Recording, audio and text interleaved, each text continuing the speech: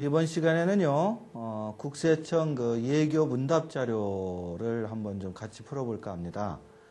우리가 1장에서 그 비과세에 대한 공부를 했는데, 비과세도 중요하지만, 그 비과세 특례 요건이 전 시간에 강의한 것 중에 상당히 중요한 내용들이 많이 있었습니다.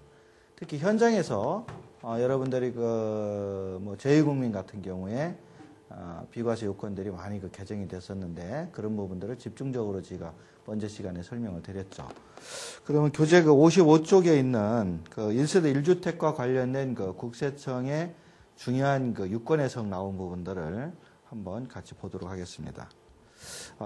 프레젠테이션 보면서 같이 하는데요. 실질과세 원칙이 적용되기 때문에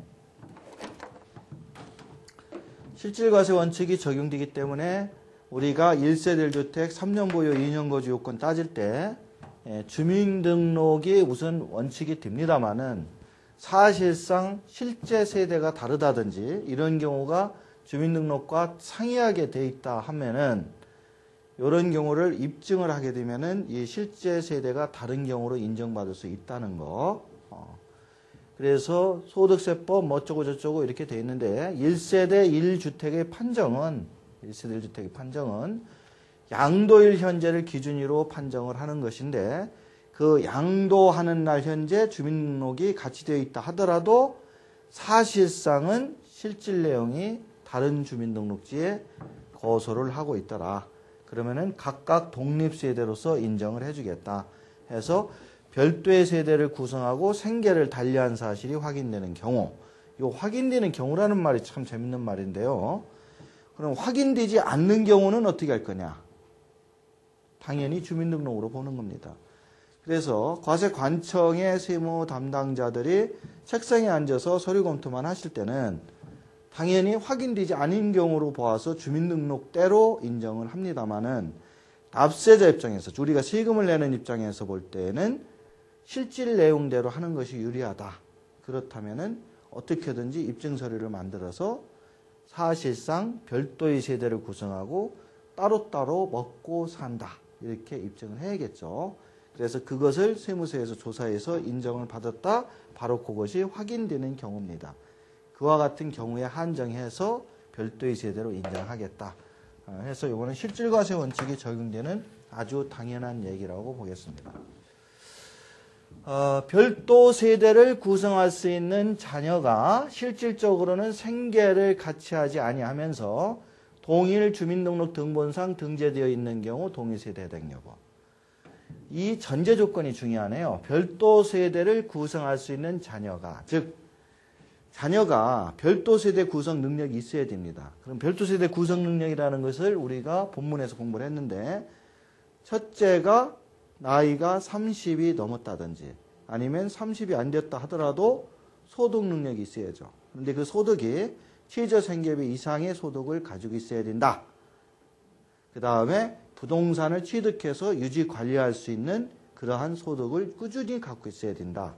이러한 경우라면은 이게 별도 세대 구성 가능 자녀입니다. 즉 30이 안 됐으면서 소득도 없다. 그러면은 다른 조건에 다 해당이 되더라도 이거는 독립세대로 인정하지 않겠다는 뜻이에요. 그래서 이것도 1번 예규와 동일하게 주민등록상 등재되어 있는 경우, 그 같이 주민등록이 되어 있다 하더라도 이와 같이 30이 넘었다든지 소득이 있는 자녀라면 주민등록이 같이 돼 있어도 별도 세대원으로서 입증만 된다면 사실상 생계를 같이 하지 아니하면서 동일세대원으로 보지 않겠다. 즉 별도 세대원으로 보겠다. 그래서 아버지 집과 자식의 집을 각각 별개로 보니까 예를 들어 아버지 한 채, 자식이 한 채다. 그러면 1세대 1주택으로 각각 비과세 받을 수 있다. 그런 논리입니다. 그래서 2번도 1번과 같은 뜻인데요.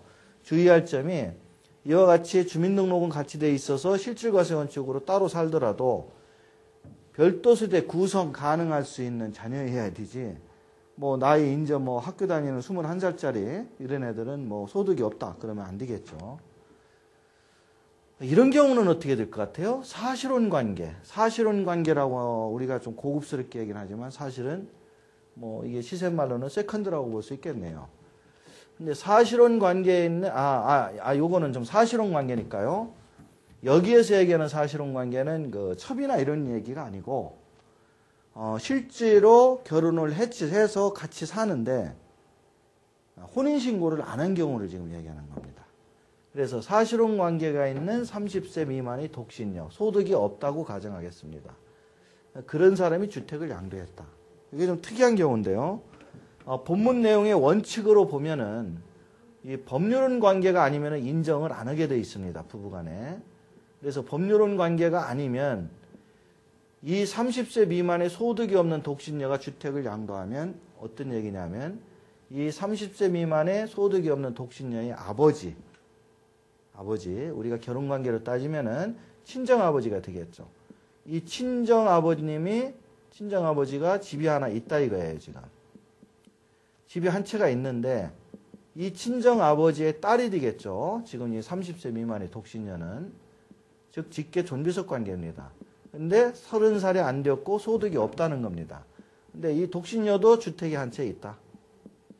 이거를 각각 1세대씩 본다면은 1세대 1주택이 될 수 있겠지만 동일 세대원위로 본다면 1세대 2주택이 되기 때문에 독신녀가 가지고 있는 집을 양도하면은 비과세는커녕 작년 중과제도 같은 것이 있을 때는 50% 중과도 될 수 있기 때문에 비과세를 받을 수 없다.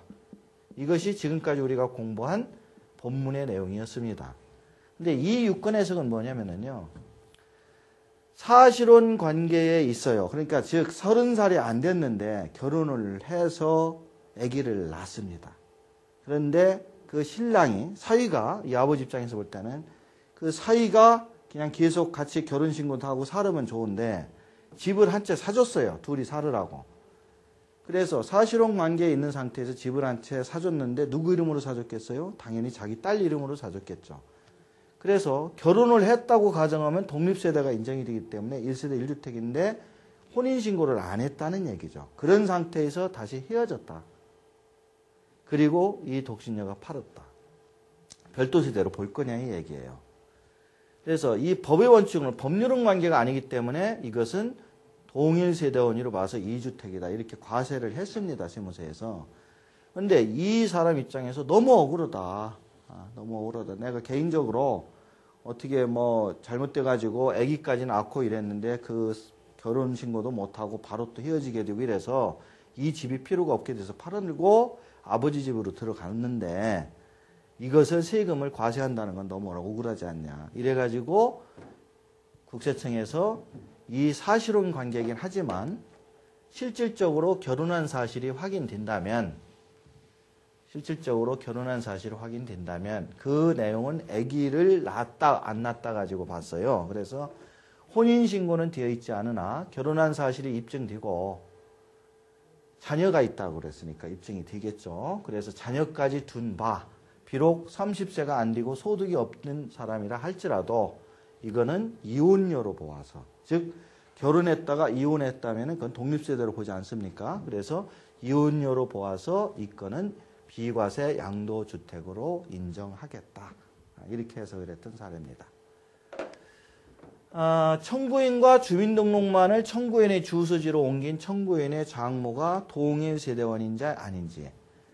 원칙적으로 장모하고 본인은 장모하고 사위관에게 되었는데요. 이것은 가족에 해당이 됩니다. 1세대 1주택 판정할 때. 우리가 1세대 1주택 판정할 때 직계, 존비속, 형제자매 뭐 이런 얘기 했었죠. 그래서 자기 직계, 존속의 배우자를 포함하게 되어 있기 때문에 처의 뭐 배우자의 뭐 직계, 존비속 다 되니까 장모와 사위는 동일세대원이에요. 그래서 주민등록이 같이 되어 있다면 원칙적으로 동일세대원이로 장모 집도 있고 사위 집도 있다면 2주택자가 됩니다. 그런데 사실관계가 장모하고 주민등록만 같이 되어 있을 뿐이지 따로따로 산다면 그거는 독립세대 인정을 받겠죠. 그 얘기예요. 그래서 동일세대원인지 여부는 청구인의 장모는 사실상 다른 지역에 거주했다. 그러나 의료보험관계 때문에 특히 주민등록을 같이 합쳐놓는 경우가 많이 있습니다. 이런 어떤 특별한 사유로 주민등록만을 청구인의 주소지로 옮겨 놓았다면 사실상은 별도의 지역에서 생계를 달리하고 있기 때문에 비록 장모와 사이는 동일 가족관계지만 별개의 세대로 보아서 1세대 1주택을 판정하겠다. 이런 얘기가 되겠습니다. 지금까지 얘기한 거는 거의 그 실질과세 원칙에 대한 얘기였고요. 이런 경우는 조금 틀릴 것 같습니다. 우리가 부동산 매매 계약을 할 때 이런 것들이 있어요. 되게 집 짓는 분들이 이런데 이런 허름한 단독주택을 가지고 있다가 양도를 합니다. 근데 사는 사람은 이 단독주택이 필요가 없어요. 그래서 이 단독주택을 멸실하고 이 위에다가 새로 다세대나 다가구를 짓는 경우가 있습니다.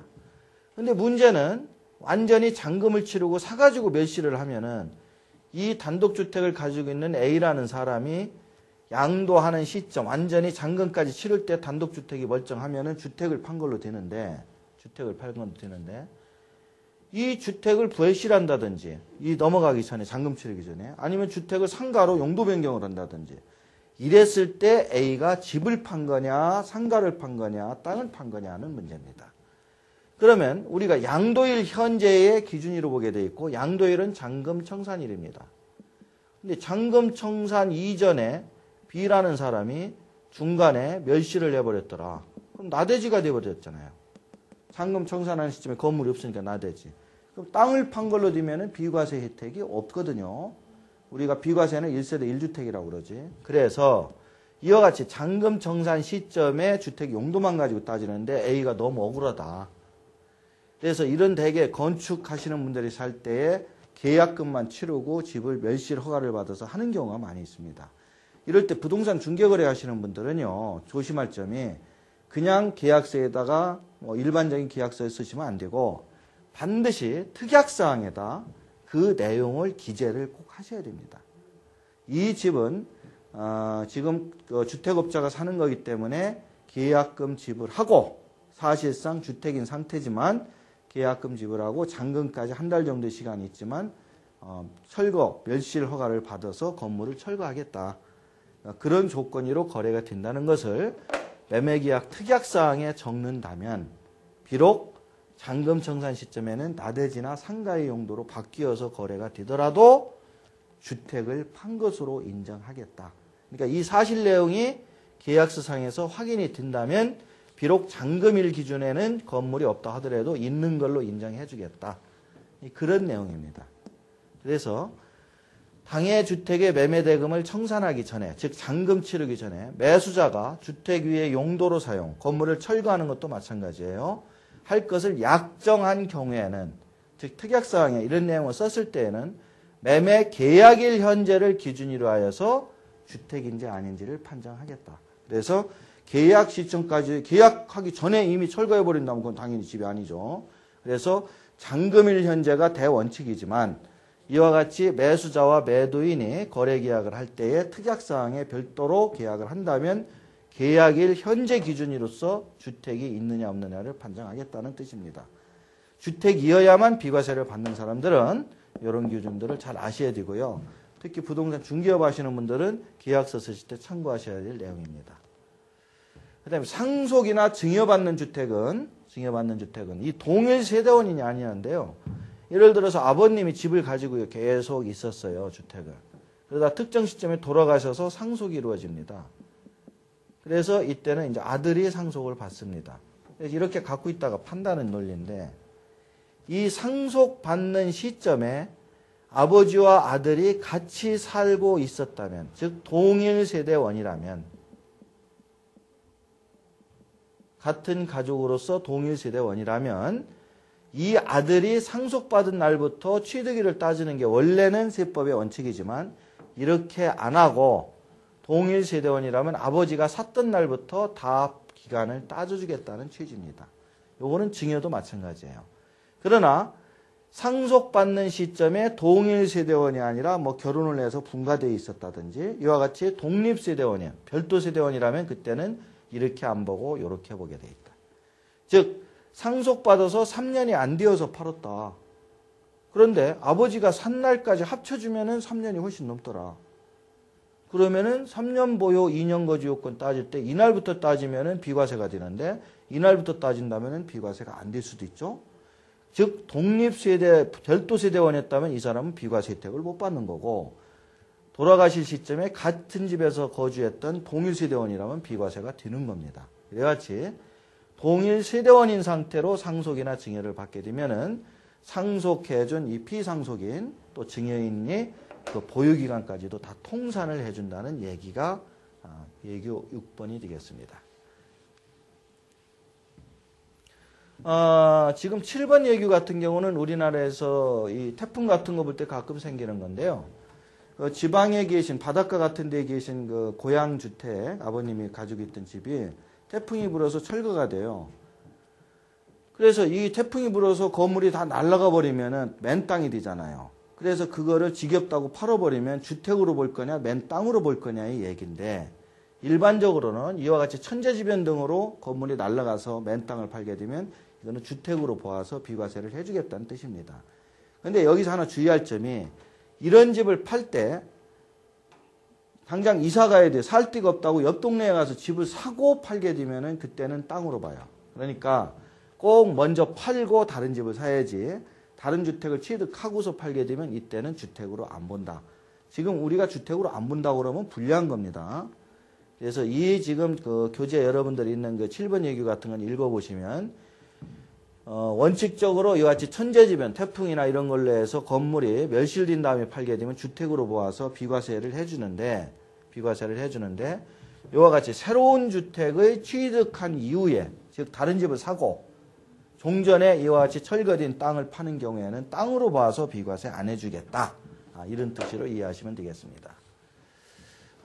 공동상속받은 주택을 동일세대원 간 지분양도 즉 우리가 상속받을 때 뭐 아버지가 돌아가시면서 어머니한테 뭐 3분의 1, 아들한테 뭐 큰아들한테 3분의 1 이렇게 지분끼리 줬는데 그 지분을 가지고 있는 사람들끼리 나중에 집을 팔려니까 복잡해요. 그래서 뭐 어머니 집으로 몰아준다 해서 지분을 다 넘겨준다.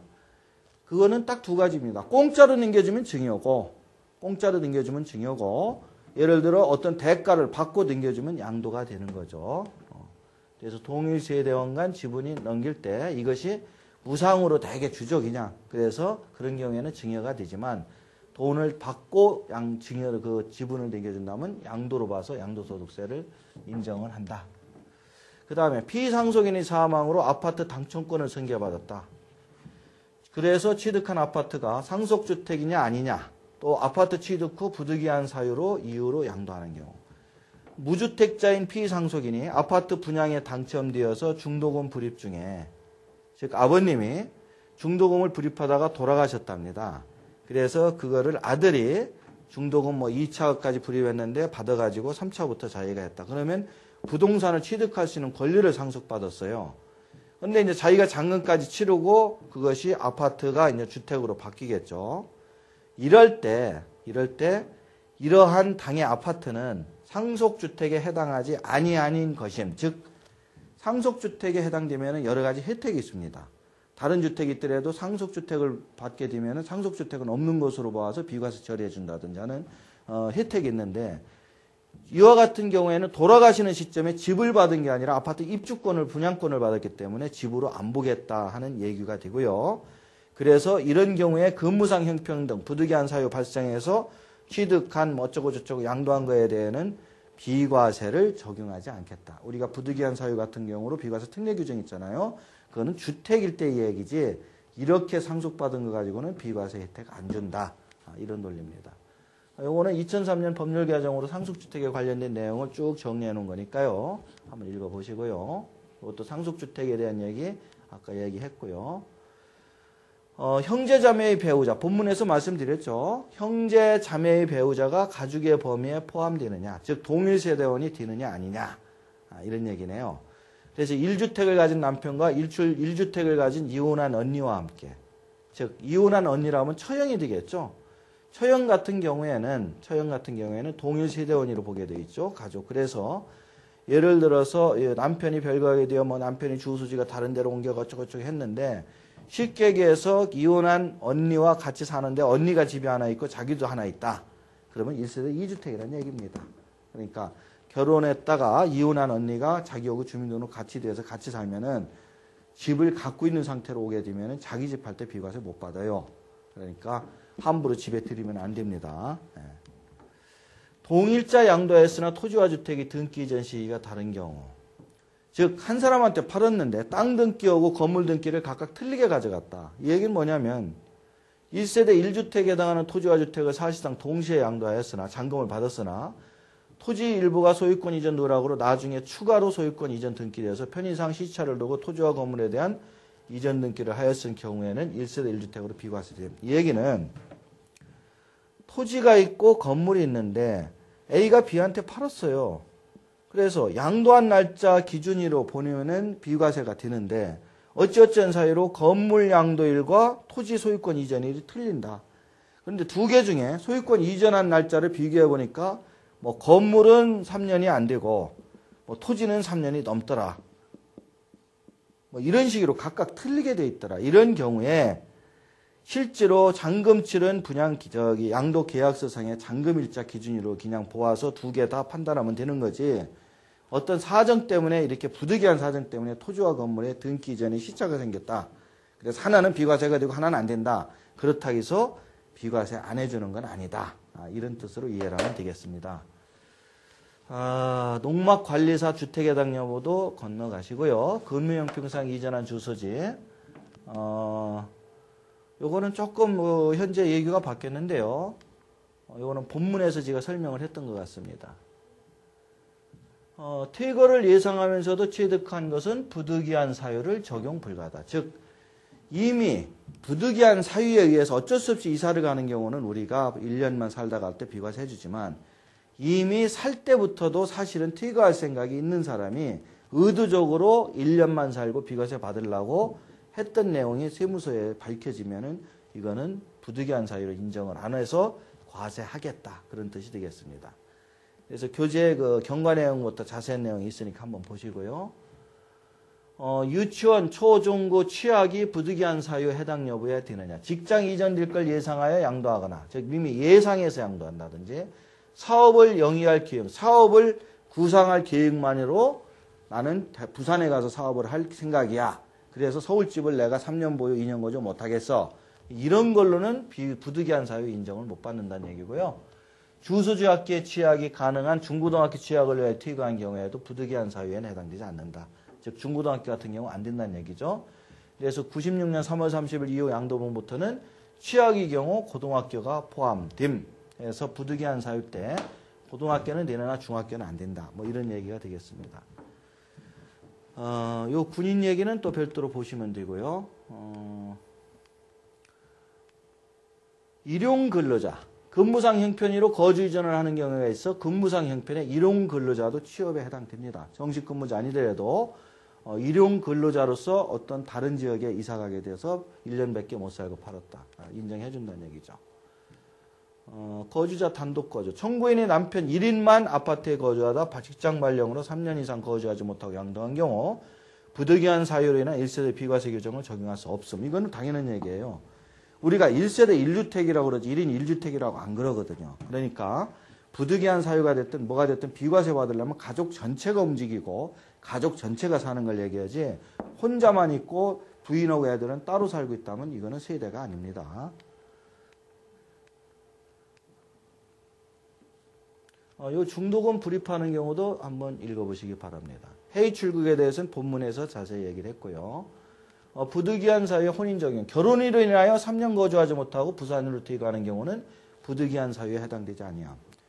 이거는 이제 혼인으로 인한 2주택 그 비과세 규정으로 가야지 부득이한 사유로 이제 갈 내용은 아니죠. 당연한 얘기고요. 양도 당시 1세대 3주택이나 그중 1주택은 폐가일 경우 일시적인 2주택에 해당 여부. 이런 경우는 가끔 이런 게 있어요. 자, 시골에 농가주택이 하나 있습니다. 그 다음에 서울에 자기가 사는 아파트가 하나 있어요. 근데 이 농가주택은 부모님이 살다가 돌아가시는 바람에 폐가가 돼서 사람이 못 사는 상태다. 전기도 끊어지고 수도도 끊어졌다. 그래서 원칙적으로는 이 사람 2주택자입니다. 일단은. 그런데 서울에 아파트를 가지고 있는 사람이 한 채를 예를 들어 경기도에 또 샀다. 경기도에 단독주택을 하나 샀는데 단독주택을 사고 아파트를 양도를 한다 이런 얘기예요. 단독주택 산지 예를 들어 1년에 한 9개월밖에 안 됐어요. 그러면 요 두 개만 놓고 보면은 일시적인 2주택입니다. 일시적인 2주택은 1년 이내, 지금은 2년 이내로 바뀌었죠. 2년 이내에 팔면은 비과세 해주죠. 물론 요거는 3년 보유, 2년 거주 요건 채웠어요. 이랬을 때 국세청 컴퓨터에는 이것도 피가라지만 이 주택으로 이미 건축물 대장에 올라가 있기 때문에 집이 세 채로 나옵니다. 그래서 세 채를 보유한 상태에서 팔기 때문에 이게 비과세 요건을 갖췄다 하더라도 잘못하면 3주택 중과 대상에 걸려들어서 장기보유공제를 못 받아요. 비과세는커녕 세금을 계산할 때 장특공제도 못 받는다 이거죠. 그러나 이런 경우에 이 농가주택이 사실상 피가라는 것을 입증을 합니다. 그러면 주택이 아니라고 판정을 해요. 그래서 두 개만 보유하고 있는 경우고 이거는 일시적인 2주택으로 인정받아서 이 아파트가 3년 보유 2년 거주했다면 비과세가 된다. 그래서 눈으로 얼핏 볼 때는 3주택인 것 같은 경우가 비과세가 되는 경우가 가끔 있습니다. 그러니까 일시적인 2주택, 특히 작년에 법이 개정되면서 일시적인 2주택 기간이 2년으로 1년에서 2년으로 연장됐기 때문에 비과세 받을 수 있는 경우가 많이 있습니다. 그래서 3년, 3개 이렇게 가지고 있다 해도 꼭 비과세 안 된다 이럴 필요는 없어요. 해외유지에 대한 거는 설명드렸고요. 해외 출국도 마찬가지고 뭐 이런 정도로 예규는 한번 훑어보는 걸로 하겠습니다. 다음 시간에는요, 예규 위에 실전 그 사례가 있는데 본문하면서 저희가 한두 개씩 설명을 드렸습니다만은 1번부터 실전 사례를 한번 차근차근히 다시 훑어보도록 하겠습니다.